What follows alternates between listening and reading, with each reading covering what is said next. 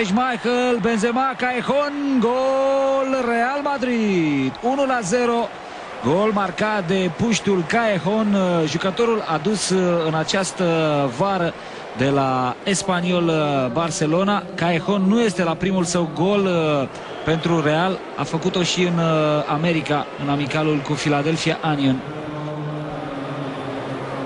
Greșeala aparține însă fundașilor lui Leicester. Benzema l-a triplat acolo și pe Schmeichel, altruist, l-a văzut pe Callejon venind și a oferit puștului șansa de a marca acest prim gol. Mills a fost cel depășit total de această fază. Mills cred că este și acum zdruncinat după acea ciocnire cu portarul Realului. Adan, să apreciem însă și altruismul lui Karim Benzema. Putea să marcheze el. Bară și este gol până la urmă pentru Real Madrid. O fază absolut splendidă construită de galacticii lui Mourinho și încheiată cu golul lui Karim Benzema. Parcă a fost o fază pe PlayStation.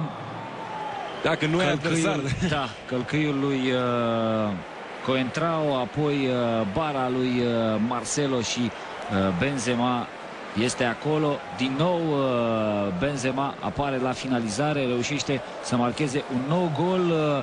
A marcat în primul amical al verii pentru Real în victoria 4-1 cu LA Galaxy.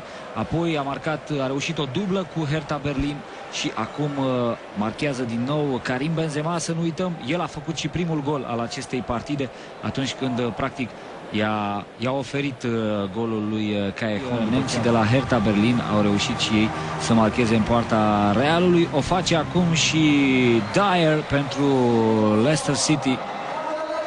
S-au jucat și cu grafica un pic mai devreme englezii, trecuseră 1-1. Au visat frumos. Au visat frumos, da. Este însă 2-1 pentru Real Madrid. Oricum e sărbătoare în tribune, 30.000 de fani.